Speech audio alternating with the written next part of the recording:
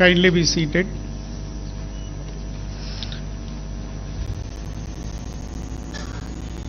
Namaskar and a very good morning to one and all present over here In the state level stakeholders consultation meet 2025. Before we begin with today's consultation meet, let us take a moment to acknowledge one of the most urgent responsibilities we share as individuals, as professionals, and as a society. Every child has the right to grow up in a safety, dignity, and without fear. Sexual abuse is a profound violation of that right, with lasting consequences that affect not just the individual but the fabric of our communities. It is our duty to ensure that survivors are heard, believed, and supported, and that system of prevention, justice, and care are strengthened and enforced. It is with that spirit this state level stakeholders consultation meet is being held today under the aegis of Women Safety Wing, Women Development, Child Welfare Department, UNICEF, and Telangana State Legal Service Authority in this auditorium. Dr. Reddy, Human Resource Development, Hyderabad, in the august presence of my Lord Honorable Sri Justice Suryakanth, Judge, Supreme Court of India, and Executive Chairman, NALSA, and the Honorable Chief Minister of Telangana, Honorable Sri Revanth Reddy Garu, and my Lords, Honorable Sri Justice Sujaypal Garu, Acting Chief Justice for the State of Telangana and Patron-in-Chief of Telangana State Legal Service Authority, and Honorable Sri Justice P. Samkoshi Garu, Judge, High Court for the State of Telangana and Executive Chairman of SALSA, and other Honorable Judges of the High Court and other dignitaries, a very good morning. I, Panchakshri, Member Secretary, Telangana State Legal Service Authority, on behalf of all the 4 departments, I welcome you to this consultation meet. The dignitaries of the dais, participants present over here who have graced the occasion, ladies and gentlemen, to the city of pearls and a historic and culturally rich metropolis, Hyderabad. We are deeply honored to have among us a galaxy of distinguished dignitaries whose presence today elevates the significance of this occasion. May I now invite our today's chief guest, Honorable Sri Justice Suryakanth Garu, Judge, Supreme Court of India, and Executive Chairman, National Legal Service Authority, to kindly grace the dais. I request Sri D. Kiran Kumar Garu, Secretary DLSA, to escort the Honorable Suryakanth Garu. Now I humbly invite today's our guest of honor, Honorable Sri A. Revanth Reddy Garu, Chief Minister of Telangana State, to kindly adorn the dais, and I request M.A. Javed Pasha Garu to kindly conduct our esteemed guest. Now I humbly invite today's our guest of honor, Honorable Sri Justice Sujaypal Garu, Acting Chief Justice, High Court for the State of Telangana and Patron-in-Chief, to kindly adorn the dais, and I request Vikram Garu to conduct our esteemed guest to the dais. Now I humbly request respected Dr. Jitendra, IPS, Director General of Police, Telangana, to kindly join us on the dais.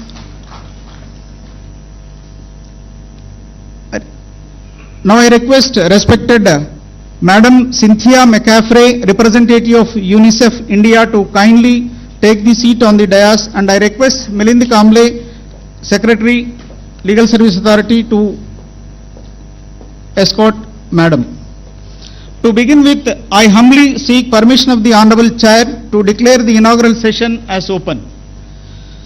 Thank you, my Lord. The inaugural session is declared as opened. As a gesture of our heartfelt respect and in recognition of their distinguished service to the nation, we now present saplings to our honorable guests on the dais. To do the honors, I now request Honorable Sri Justice Sujaypal Garu, Acting Chief Justice of Telangana High Court and Patron-in-Chief of SLSA, to kindly present a sapling to Honorable Mr. Justice Suryakanth, Judge, Supreme Court of India.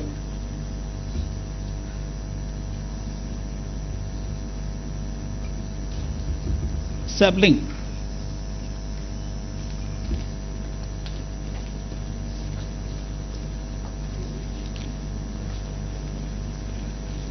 ఇవ్వమ్మా.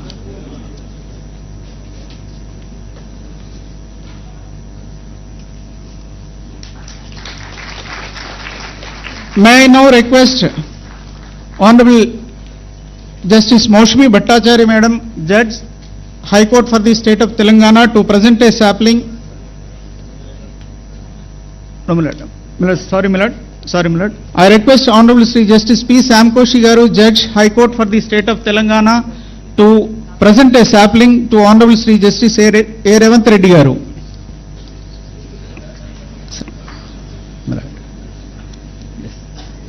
Sorry, Milord. Honorable A.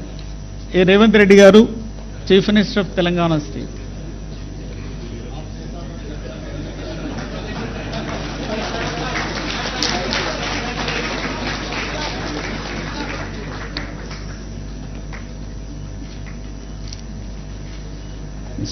May I now request Honorable Madam Justice Moushami Bhattacharya Madam to present a sapling to Honorable Sri Justice Sujay Pal Garu, Acting Chief Justice, High Court for the State of Telangana. May I now request Ms. Charu Sinha Madam, Additional DGP CID, Women Safety Wing, to present a sapling to Sri Dr. Jitendra IPS, DGP Telangana. Now I request Sri Dr. Jalalam B. Tafassi, Chief Field of Office, to kindly present a sapling to Madam Cynthia McCaffrey, representative of UNICEF India.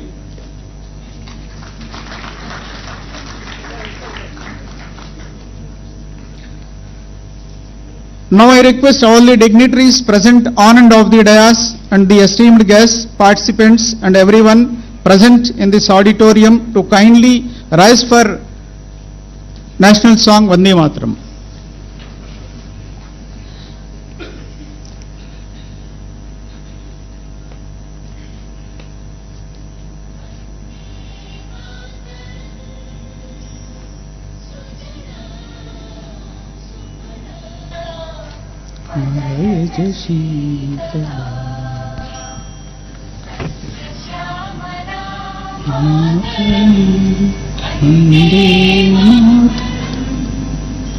Subra Jyosh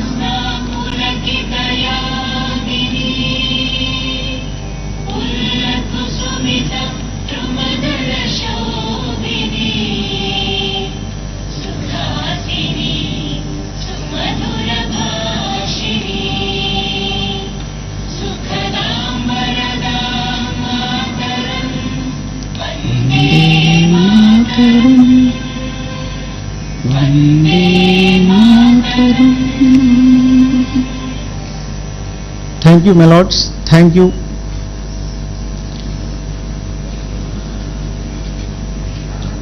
May I now request Madam Cynthia McCaffrey, representative of UNICEF India, to kindly deliver the welcome address. Madam, please.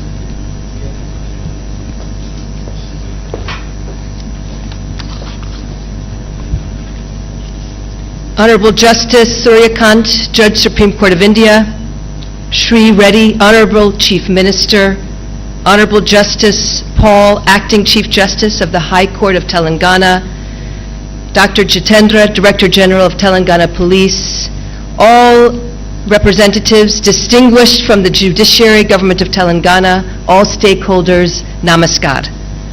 On behalf of UNICEF India, it is truly our honor to join you today at this landmark event that demonstrates the highest regard with which Telangana holds the protection of children's rights and well-being.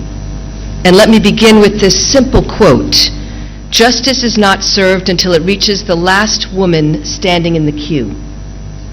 These are not words from an international convention. These are words written by Savitribai Phule, a charismatic social reformer of India who promoted girls' education and women's rights in the 19th century. And just this month, on July 2nd, the National Institute of Public Cooperation and Child Development was renamed Savitribai Phule National Institute of Women and Children Development, that recognizes the incredible leadership that India has had for women and children's rights. So it's long before any international conventions or international law that Phule gave us the accountability and the responsibility to defend those who in the most need of their rights in even the hardest times. And India has stood at the helm,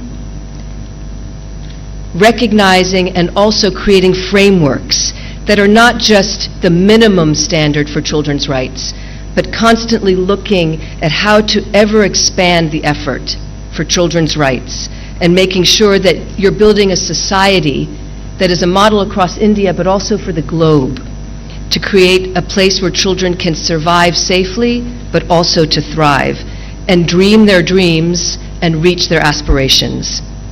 So that's why it is particularly an honor to be here and to welcome all of us as we sit together with those of you who are creating the legal frameworks, and also those of you on the front lines, the first responders, police, judges, prosecutors, the social workers, counselors, our child-line functionaries, civil society, families and communities themselves, who are meeting and trying to respond to difficult cases that help children to survive but also rehabilitate and thrive. Let me emphasize the following points as we think about the next 2 days. Foundation. The Convention on the Rights of the Child is the most ratified convention in the world. It is a marker of global cooperation that we are here to protect children's rights and their well-being. And protecting them from violence, protecting them to be safe, is a bedrock, a cornerstone of all their other rights. If a child is safe, then we're able to build on that, their health, their nutrition, their education. And then with that, they can grow resiliently. And so can nations around the world. Second, obligation. When we think about that foundation of rights, it reminds us that a child's rights is not a nice thing to do or a charitable thing. It's our obligation, it's our responsibility. And it's the whole of society that has to do it. It's cross-disciplinary. As we will talk about more and more today, sexual violence is pervasive globally. And it's harmful in many ways and for many reasons, including some deeply entrenched social norms. And so how do we work together to create that social power and change the social dynamics that enable children, and particularly those marginalized children, especially girls, to be able to have those rights? And at the same time, how do we look at the types of barriers that you're looking at every day that helps ensure disclosure and justice for individuals at every level, in every aspect, institutional and societal? I've talked about these prevalence. So what does that mean? As we look at India, some of the figures, if we look at NFHS 5 data from 2019 to 2021, almost 40% of women, 39% of women across India between the ages of 25 and 49 report having had sexual contact before the age of 18. Within that age group, 10% report having had sexual contact before the age of 15. In addition, India, and this state, is not just looking at the present challenges, but we're also looking at upcoming challenges like the internet, which creates opportunities, but it's also creating a global market for child sexual abuse materials and nefarious opportunities. So that is our foundation, obligation, and the third is demonstration, demonstrating that we can make change. And India has demonstrated how to make change through its strong legal and policy frameworks that protect children from sexual offenses online and offline. And it's commendable what India has done as we look at services that provide to survivors special courts, legal aid, support persons, one-stop centers, and other services that help rehabilitate children. And they build on strong foundations that we see in the Ministry of Women and Child Development through Shakti and Vatsalya missions. This demonstrates India's commitment, but also building these strong foundations and meeting its obligations for children. I'm glad to be here because I've had the opportunity to talk directly about Barossa centers by the Telangana Women's Safety Wing, the SHE teams, the Bal Raksha Bhavans of all child protection services coming under one roof, converged in one place, which is what children need. The efforts made in Hyderabad to issue identity certificates, Aadhaar, caste, disability, to all children wherever they are, care institutions, and all of these initiatives that build child protection across the state. My fourth is steadfast action. It's important to demonstrate what we're doing, but at the same time, how do we continue to expand action and the care journey that's necessary for a child so that they have professional restorative help throughout their journey. December 19th has been declared the Day of Prevention of and Healing from Child Sexual Abuse. It calls for 3 actions, and I put them on the table for our discussions in the days ahead. First is strong legislation that meet global standards, that can be a model and can be steadfast. India, I'm happy to note, and as I've said, has done so. Second is a call for strong child protection systems with adequate resources. And we're seeing that as we look at Mission Vatsalya and Shakti. December 19th also calls for supplementing that from states, and we're seeing that here in this state. How do you make sure you complement from all levels those strong child systems? And 3, December 19th calls for attention to working with communities. And here I would say it's worth our extra attention. We have to be where children live, learn, and play in order to protect them. Because in order to really make a change, we want to change some of the societal norms. And the greatest part of justice is prevention in the first place. So strengthening those investments in working with communities, working at the sub-district level that allows children to be seen when they're at risk, early detection, investing in things like teaching children about safety, creating child-friendly spaces that allows them to speak up about violence they may be experiencing. And all this helps to break silence and the stigma. Closer to communities also means it's easier to talk with adolescents who are often at a crossroads, and being able to talk to adolescents, giving them education that gives them agency, as well as the ability to make informed decisions. Comprehensive reproductive health can help bridge those gaps, and India is making great strides as it's working through the Government of India's School of Health and Wellness program under Ayushman Bharat. These are very important practical interventions that make a difference, and I commend the Women and Safety Wing of the Telangana Police, which is taking these actions in similar strides. My 5th is partnership. UNICEF is very happy to be here, looking and working with partners like all of you. UNICEF works with government at the national level and at the state level in order to engage stakeholders, in order to help build capacity of workforce, those on the front lines, in order to help build systems that rehabilitate survivors and genuinely bring technical support that can help create child-friendly procedures, child-friendly spaces, and engage communities. So with that, I'd like to just reiterate the 5 points that I hope we build on here, and that UNICEF is committed to not just rattling off and saying we do these things, but how do we expand them even further and bring the lessons that the state is proving here across India, but also how does UNICEF take that globally and help protect children around the world. So building the dreams into reality. The foundation, our obligations to meet that, demonstration, steadfast action, and genuine partnership together. And I think Dr. Ambedkar, he summed it up best when he said it is not enough to dream of a better world, one must work tirelessly to make it a reality. So thank you to all of you who work tirelessly to make it a reality. Thank you, Madam, for the warm welcome address. May I now request Sri Dr. Jitendra IPS, DGP Telangana, to address the participants. Sir, please.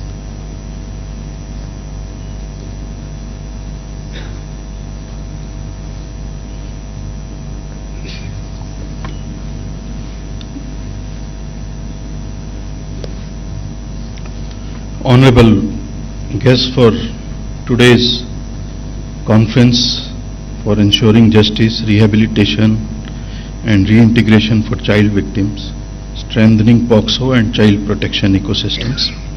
Honorable Justice Shri Surya Kanji, Judge Supreme Court of India and Executive Chairman, National Legal Services Authority.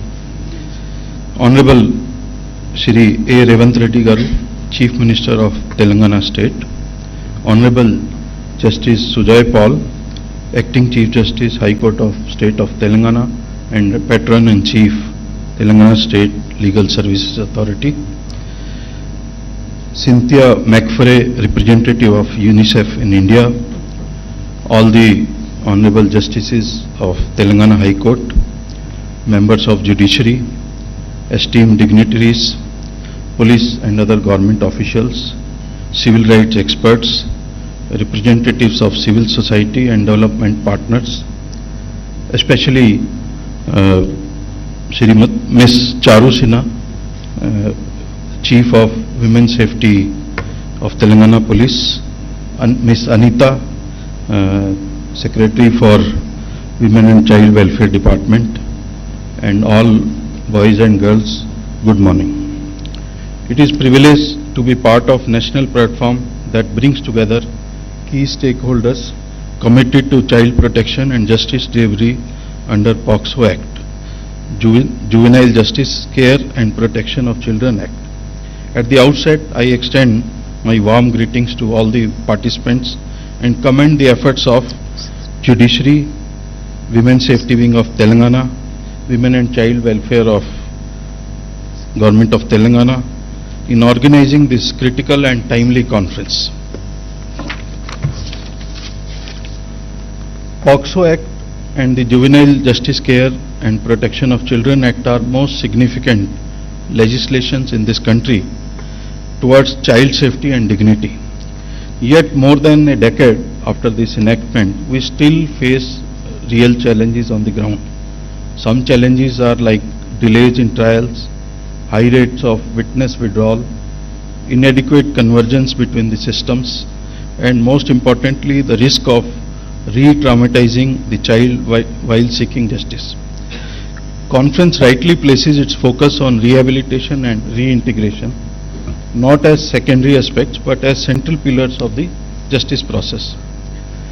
In Telangana, we have tried to respond to these gaps through a unique systemic innovation that Bharosa Centers.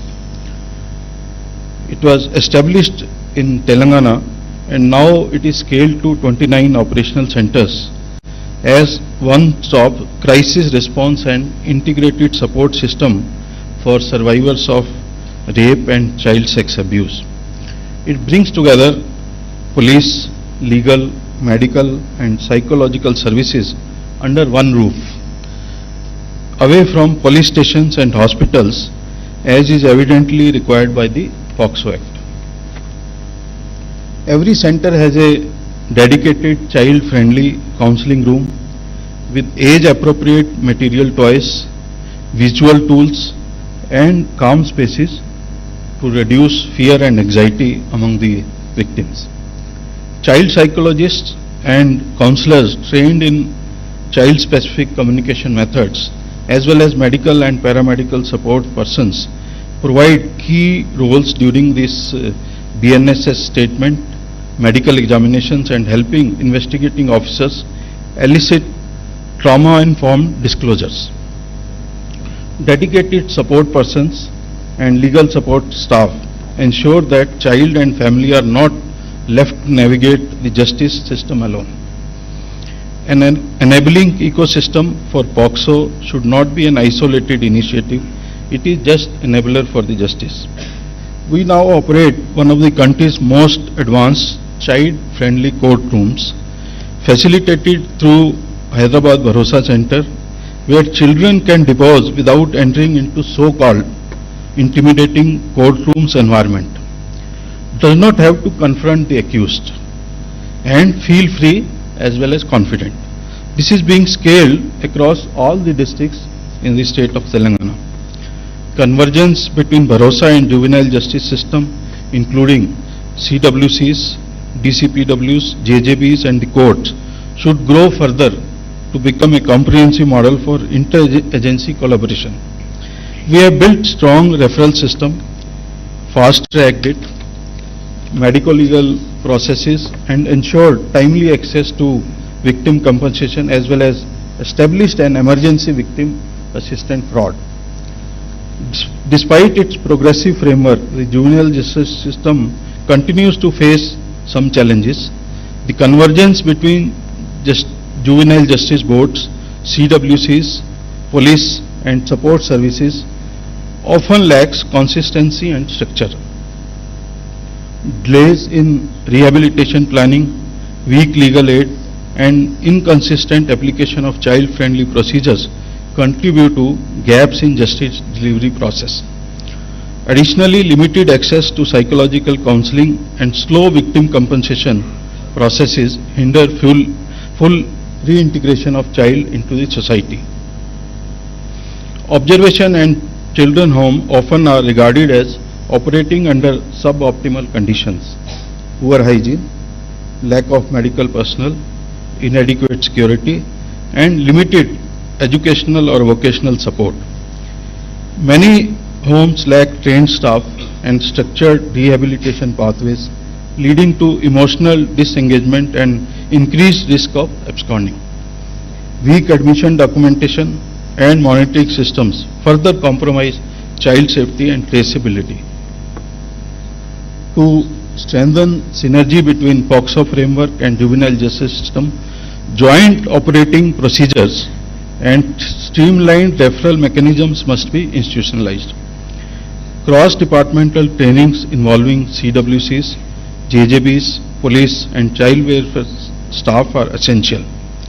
Dedicated rehabilitation tracking should ensure continuity of care, rescue to long-term integration. Infrastructure and HR upgradation in CWCs and JJBs, along with monitoring indicators for timeless and child sensitivity, are critical. Confidential data sharing and prioritizing children's voices and trauma recovery reaffirm that justice includes hearing and dignity, not the conviction.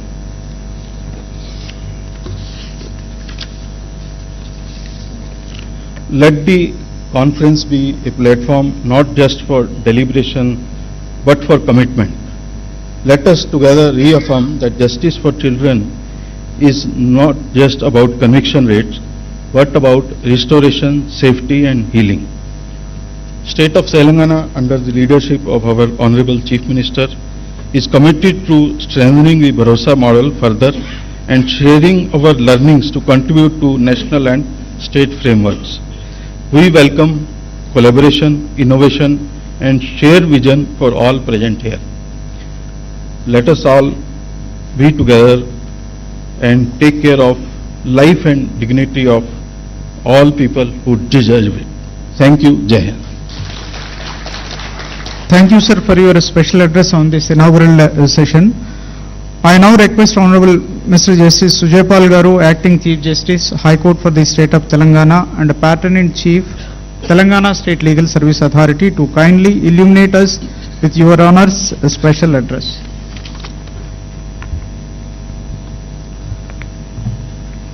Honorable Shri Justice Suryakant Ji, Judge, Supreme Court of India and Executive Chairman, National Legal Services Authority, New Delhi, Honorable Chief Minister Shri A. Revanth Reddy, my esteemed colleagues present in the auditorium, the Learned Advocate General, Learned Additional Advocate General, the Shri Jitendra, IPS, Director General of Police, Telangana State, Ms. Santhya McFray, Representative of UNICEF, Ms. Charu Sinha, IPS, Srimati Anita Ramchandran, IAS, Secretary, Women Development and Child Welfare Department, Shri Panchakshri, Member Secretary, the resource persons, the stakeholders from different departments.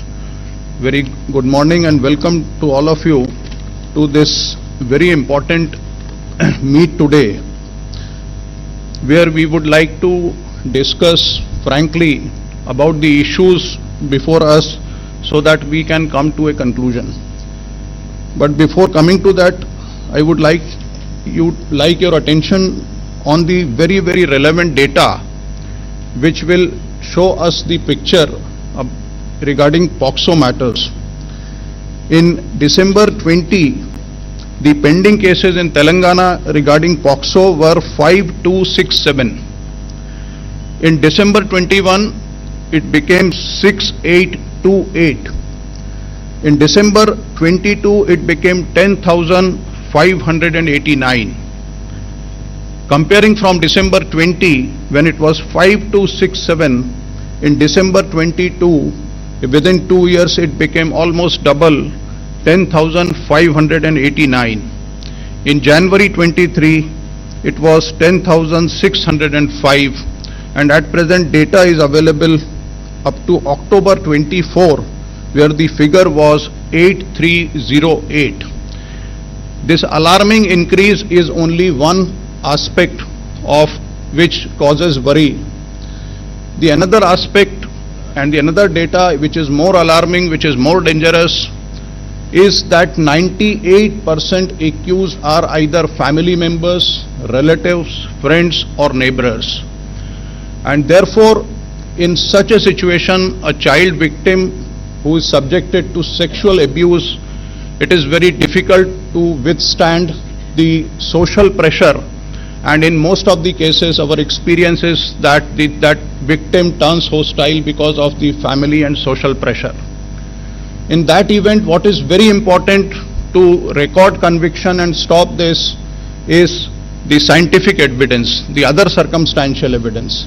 And therefore, the idea to bring everybody under one roof, that every stakeholder, the education, the police, the health department, the R&B, everybody who is taking care, who is the stakeholder, should be under one roof so that we can identify the issues and solve the problems. I'll give a very small example, that when a child enters a school, her or his name is registered in admission register, we sometimes called as Dakhil Kharij register. A small overwriting in date of birth in that school register can give benefit to the accused if at later point of time that child is subjected to any sexual abuse. Likewise, as I said, that scientific evidence in cases of POCSO are very important. Now the Government of India has come up with a complete protocol of DNA, how to procure a sample, how to keep a sample, in which temperature it is to be kept, what is the shelf life, what is to be taken care of. And there is a judgment of Supreme Court on that, if I correctly remember, authored by Honorable Justice Bela Trivedi. The entire chain, the time from where the sample was taken and how it travels to the FSL and then how the report is prepared, this entire chain needs to be established meticulously. And even one break of chain anywhere ultimately gives benefit to the accused. A checklist can be prepared so that all these possibilities can be eradicated. These are very sensitive issues, because ultimately victim is a person about which the organizers have rightly given the name, that it is a conference for giving voice for the voiceless. So what my understanding is that in all these technical sessions where the experts and resource persons will address you, please feel free to tell you about your problems in your department which you are facing, and please interact with the resource persons, please interact with the other departments. I'll give a small example of a similar conference in my parent state. A young lady constable stood up in a session and she said that when we take the victim, the child with their parents after the sexual abuse to the hospital, we are required to wait for 5 hours, sometimes for 6 hours, because the doctor is busy elsewhere. And it is such a traumatic thing for that small child and their family members that sometimes the family members withdraw their consent for the medical checkup. We discussed it in the conference, and the head of the medical department stood up and he said that from Monday itself, we will prepare a roster where in every hospital, a dedicated doctor will be there, whose first responsibility will be to take care of and attend that child. So these are small things, but this makes a difference how we treat the child, how we give her an atmosphere, and how sensitive we are. And therefore, I'll request all of you that when a file comes before you as a judge, or file comes before you in a FIR before a police station, or a file comes as a doctor before you, please remember that the word file and life has same letters, LIFE and FILE, and every file has a life within it. And therefore, this session was rightly called as Voice for Voiceless. I'll end with the request that everybody should deal this matter, these aspects, with utmost sensitivity. A poet said, अपना गम लेकर कहीं और न जाया जाए, अपना गम लेकर कहीं और न जाया जाए, घर में बिखरी हुई चीजों को सजाया जाए, घर से मस्जिद है बहुत दूर चलो यूं कर लें, घर से मस्जिद है बहुत दूर चलो यूं कर लें, किसी रोते हुए बच्चे को हंसाया जाए. Take your sorrow somewhere and don't let it be seen. Let's arrange these scattered things in the house. The place of worship is far from home. Let's take a walk. Let's make a crying child laugh. Thank you very much. Thank you, my lord, for the inspiring and thought-provoking special address on this occasion. May I now request Honorable Sri A. Revanth Reddy Garu, the Chief Minister of Telangana State, to deliver special address. Sir, please.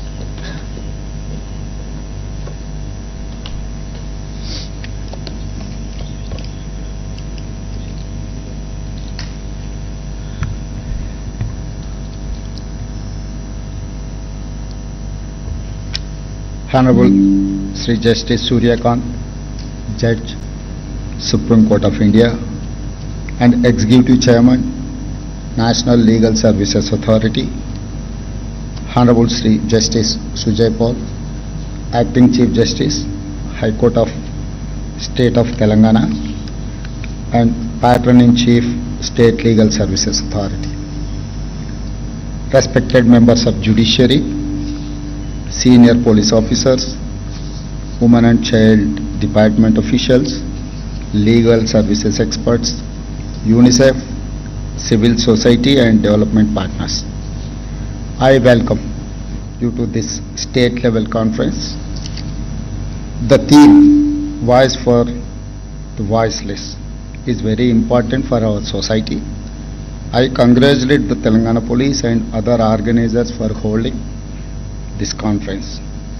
We must put child survivors at the center of our legal and moral framework in fighting this heinous crime against humanity. We have to protect our children from sexual abuse at any cost and with all means. My government gives top priority to the protection of children and women. Telangana Bharosa project has 29 centers. It provides police support, legal aid, medical assistance, and counseling in a friendly environment. Telangana pioneered child-friendly courts run by Hyderabad Bharosa Center. The goal is not just faster cases disposal, but total child protection and development. POCSO Act and Juvenile Justice Act are highly progressive instruments in our legal framework, but they come with problems. We must ensure procedure help child victims, not hurt them. We must also end child pornography and impose strict punishments. Social media abuse of children must also be treated without mercy for culprits. Our state government is fully ready to take all steps. We must ensure justice and compassion for children not only in courts but also at police station, child centers, and in every step of this process.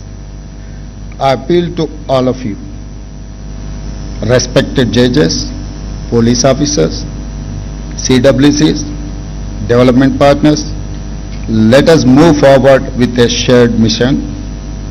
Justice is not just about conviction. It is about restoration, about dignity, and reclaiming childhood. Thank you. Jai Telangana. Thank you, sir, for your valuable message and the steps being taken by the Telangana state government. It is time to hear our today's chief guest, Honorable Sri Justice Suryakanth, Judge, Supreme Court of India. My Lord, please.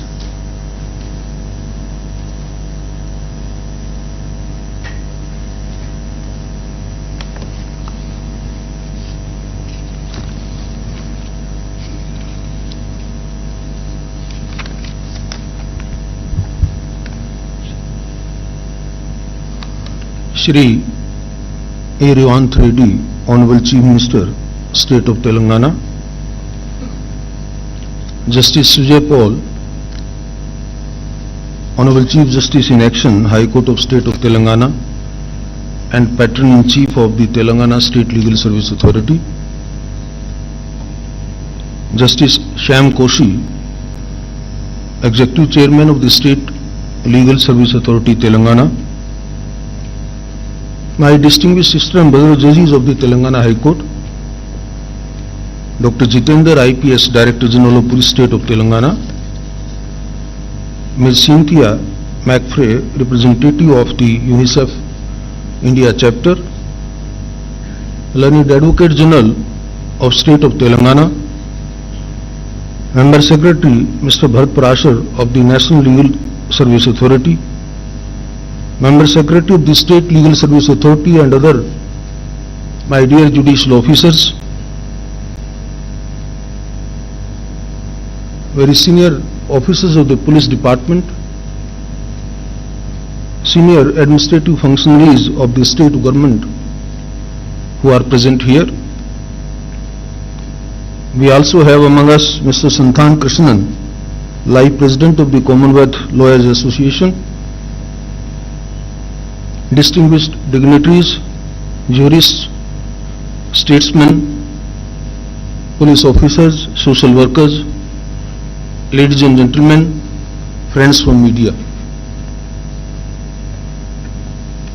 When Honorable Chief Justice cited a very emotional nazm of Nida Fazli, I immediately recollected Maria Montessori, a very celebrated pedagogue, and what she said about child. I quote her, "It is the child who makes the man, and no man exists who was not made by the child he once was." I think this statement communicates everything with respect to a very serious issue which we intend to deliberate in this one-day conference. These words of Montessori also remind me that the well-being of our children is not merely a moral obligation, it is the foundation upon which all of society is built. The child is not just our future, they are our mirror, our responsibility, and our greatest test. Today, as I stand before you, I cannot help but echo the statement of Montessori, because I am of the firm view that if we fail our children, we are not only failing them, we are failing the very soul of our nation. I therefore wish to applaud the distinguished speakers who have preceded me. Their remarks have incisively addressed many of the urgent and layers challenges in the realm of child protection. I find myself in strong agreement with the issues that Cynthia has raised or Honorable Chief Justice and Honorable Chief Minister have raised.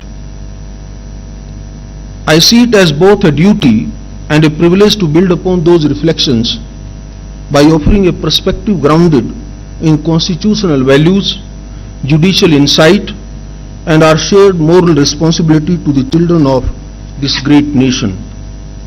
At the outset, I would like to express my sincere appreciation for the untiring efforts of the Women's Safety Wing of the Telangana State Police and the Telangana State Legal Service Authority in organizing this event with exceptional commitment and vigor.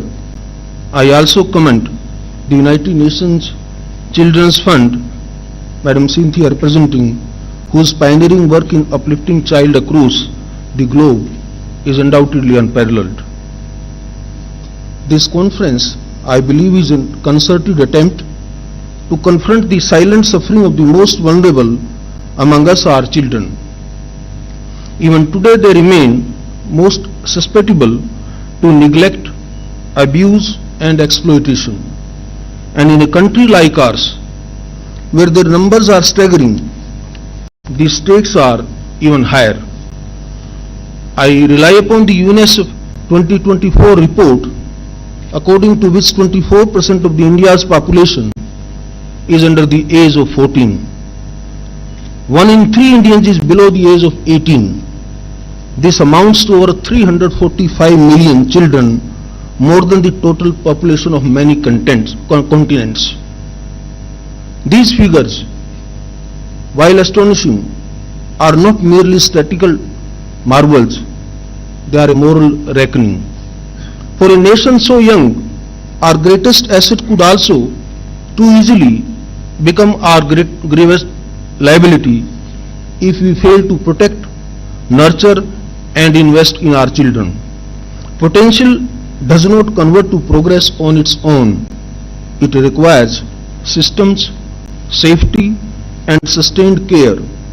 Each child we fail is not just a personal tragedy, but a lost thread in the fabric of our nation's future. This demographic reality places upon us an extraordinary responsibility, one that cannot be met with token gestures or fragmented responses. Every act of abuse, every moment of neglect must be seen not as an aberration, but as a collective failure. If we neglect our children, we forfeit the very future we hope to build. We must consequently confront what we are often too afraid to name, the child sex abuse. Make no mistake, this crime does not occur only in dark alleyways or distant corners. As Honorable Chief Justice rightly pointed out, it happens within homes, schools, neighborhoods and institutions. Places we instinctively consider safe, it is a violation that hides in plain sight. And it is not only a criminal act, it's a betrayal of trust, of childhood and of the constitutional promise to protect our most vulnerable. It makes a grave failure of our collective guardianship, and if I can say, it's also a failure of the state's parents' patriarchal responsibility. What makes this abuse especially heinous is that its harm runs far deeper than physical injury. Its wounds are often invisible but lifelong. Fractured self-worth, chronic anxiety, depression, PTSD, and tragically, you must have seen sometimes even suicide also. But the long-term damage goes even further. Research increasingly shows that children who suffer such trauma are more likely to become withdrawn, economically marginalized, or emotionally unstable adults. Worse still, there is the risk that some may perpetuate the very cycles of abuse that once endured.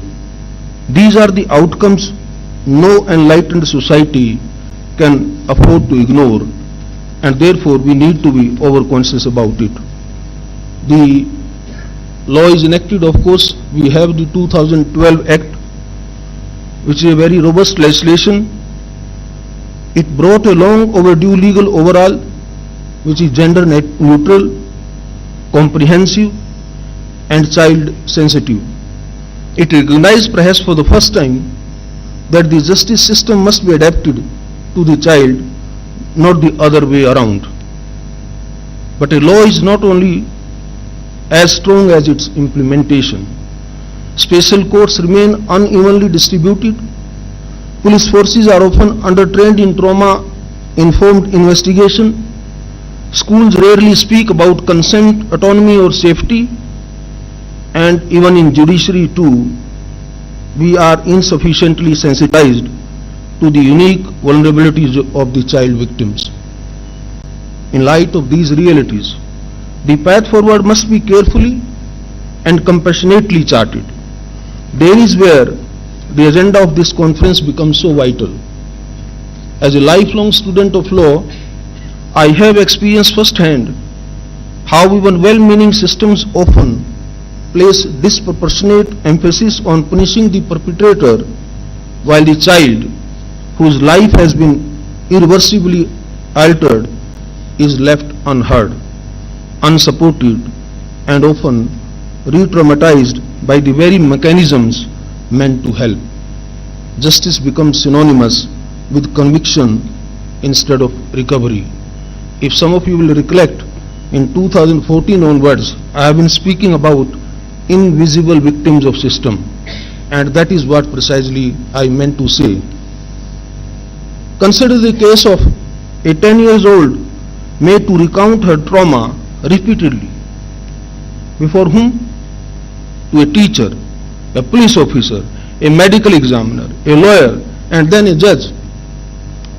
With each retelling, her voice grows fainter until it vanishes altogether. This cannot be called justice. It is distress compounded by process. When the system forgets the child in its pursuit of the accused, it fails them both. This imbalance is not incidental, it is structural. That is why the focus on rehabilitation at this conference is both timely and necessary. Our child protection framework, though well-intentioned, remain disjointed and under-equipped. What we need is a fundamental shift, one that sees the child not as a passive witness in a criminal trial, but as a person in urgent need of sustained and holistic care. True justice for a child begins not in the courtroom, but in the moment they feel safe and secured within and outside the four walls. It begins in the hands of a counselor, the embrace of a caregiver, and the assurance that they will not have to walk alone. Reintegration must not be an afterthought. It must be the foundation of our response. Because the child's healing is not just a legal requirement, it's a moral obligation.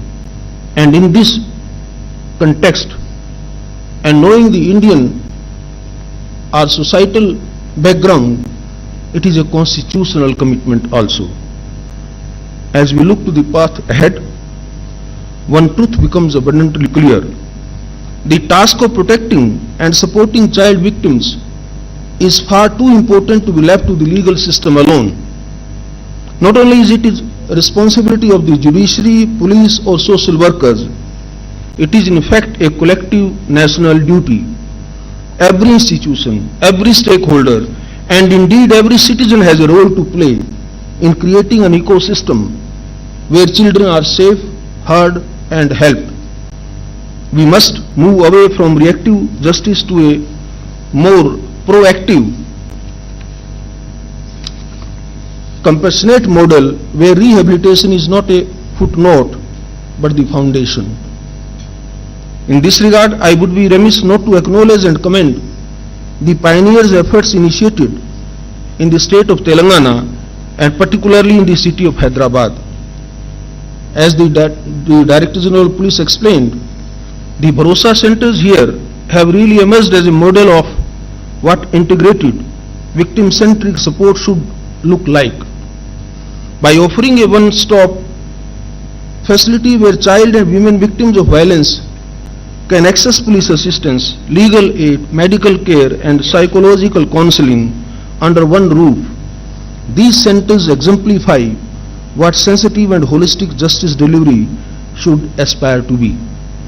They demonstrate that with the right vision and commitment, it is possible to ease the child's journey through the justice system, minimizing the pain and agony and maximizing the care.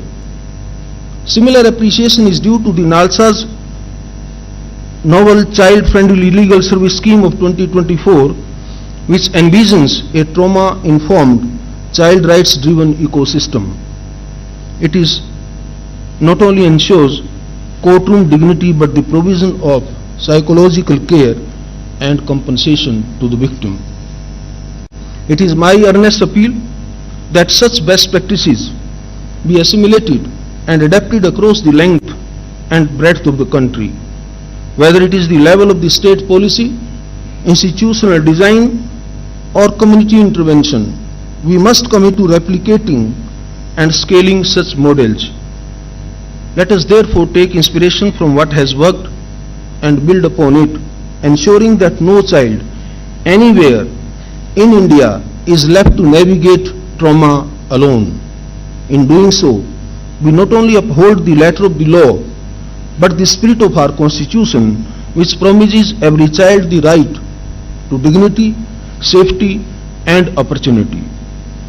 I would like to conclude at this juncture by briefly alluding to the words of a stalwart of human rights, Nelson Mandela, who once rightly said, and I quote, "There can be no keener revelation of a society's soul than the way in which it treats its children." Ladies and gentlemen, our work is far from complete until our children experience meaningful restorative justice, where the systems meant to protect them do not re-traumatize and where their healing is prioritized outside along with accountability. This conference has brought together a range of voices, legal minds, administrators, caregivers, jurists and protectors united by a common purpose. But beyond the deliberations and draft recommendations, that's my humble submission, we must take back with us a renewed sense of moral urgency. Laws, however well written, are only as effective as the compassion with which they are implemented. Systems, however well structured, are only as just as the people who operate them. Strengthening the POCSO framework and child protection ecosystems will require vigilance, innovation, and above all, empathy at every level. Let this conference, therefore, mark a turning point not only in the policy but in a national consciousness. Let us vow that no child will be made to feel that their pain is a footnote or that their dignity is conditional. Let us make our nation not merely compliant with law but radiant with justice, for it is in the safety of our children that the soul of our republic truly lives. Thank you very much. Thank you for giving this opportunity. Jai Hind, Jai Bharat. Thank you, my lord, for enlightening us on different aspects and need for the POCSO Act and enriching us with words of wisdom, which I am assured that they will guide us in the days to come. Indeed, it is a distinct honor and a privilege to have amongst us Honorable the Judge, Supreme Court of India, and the Executive Chairman, National Legal Service Authority, whose august presence has illuminated today's consultation meet on the topic of voice for the voiceless and rights and protection of children of sexual abuse. We would like to take this opportunity to express our gratitude by felicitating the dignitaries on the dais for their generosity and kindness in gracing this occasion. For this, I humbly request Honorable Sri Justice Sujay Pal, Acting Chief Justice High Court for the State of Telangana, and Patron Chief, Telangana State Legal Service Authority, to kindly honor His Lordship, Honorable Mr. Justice Suryakant, Judge, Supreme Court of India, and Executive Chairman, National Legal Service Authority, with a shawl and a memento.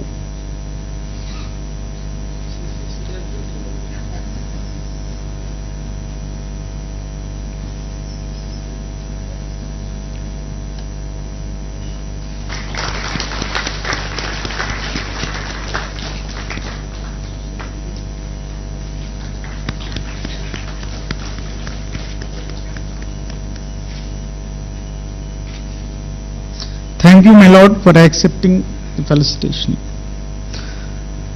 Now, I humbly request Honorable Sri Justice P. Samkoshi, Judge, High Court for the State of Telangana and Executive Chairman, Telangana State Legal Services Authority, to kindly honor our Honorable Sri A. Revanth Reddy Garu, Chief Minister, Telangana State, with a shawl and a memento.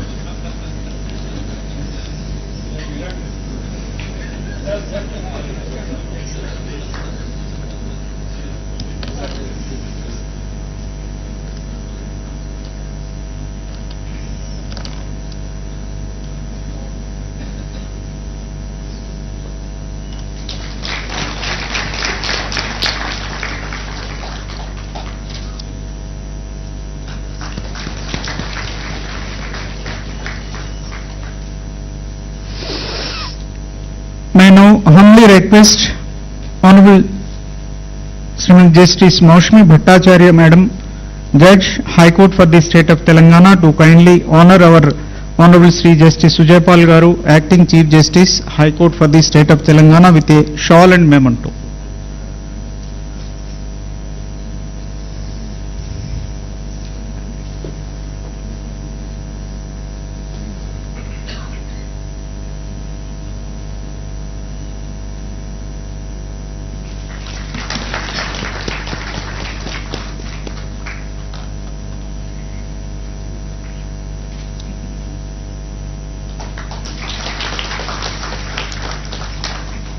Thank you, my lord. Now I humbly request Ms. Charu Sinha, Additional DGP, CID, Women Safety Wing, Hyderabad, to kindly felicitate Sri Dr. Jitendra IPS, DGP Telangana, with a shawl and memento.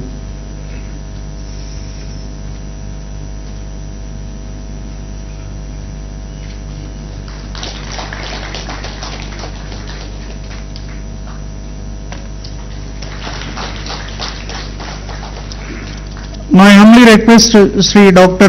Zelalam B. Tafessi to kindly honor Madam Cynthia McCaffrey, representative of UNICEF India, with a shawl and memento.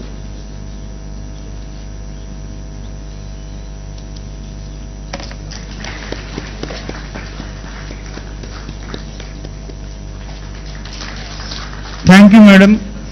With this, we have arrived towards the end of the inaugural session, and before winding up, I would like to request Srimati Srijana, Women Development and Child Welfare, Telangana State, to kindly propose vote of thanks. Please, ma'am.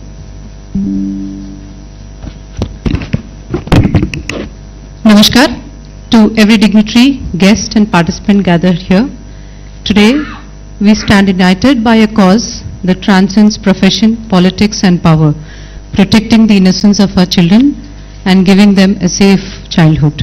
On behalf of the Telangana State Legal Services Authority, Women Safety Wing, Department of Women Child Development and UNICEF, I express our deepest gratitude to Honorable Justice Suryakant Garu, whose presence reaffirms that the highest court of our land remains a steadfast guardian of child rights. We are inspired by the commitment of Honorable Chief Minister Revanth Reddy Garu and the Honorable Acting Chief Justice of Telangana, Shri Sujaypal Garu. Their leadership sends a strong message that justice for our children is not optional. It is urgent and non-negotiable. To DGP, Dr. Jitendra sir and Ms. Cynthia McCaffrey, we are grateful for your voice and your action. Your work reminds us that systems are strengthened when hearts lead the way. To the judges, officials and partners, activists, thank you. You are the architects of change and the silent warriors who protect those who cannot speak. As we step into the technical sessions, may our collective voices echo louder than the silence, and our shared action be the bridge between the law and justice. Thank you. Jai Hind. Thank you, ma'am. Now I seek the permission of the Honorable Chair to declare the inaugural session is closed. Thank you, my lords. The inaugural session is declared closed. I now request all the dignitaries present on and off the dais, all esteemed guests, participants and everyone present in the auditorium and who are witnessing this inaugural session virtually to kindly rise for national anthem. जनगण मन अधिनायक जय हे भारत भाग्य विधाता पंजाब सिंध गुजरात मराठा द्राविड उत्कल बंगा विंध्य हिमाचल यमुना गंगा उच्चल जलधि तरंगा तव शुभ नामे जागे तव शुभ आशीष मांगे गाहे तव जय गाथा जन गण मंगल दायक जय हे भारत भाग्य विधाता जय हे जय हे जय हे जय जय जय जय हे. Thank you, my lords. Lunch is arranged for the participants at Tungabhadra Trupti Hall and for the VIPs adjacent to this auditorium. I request all the participants to join.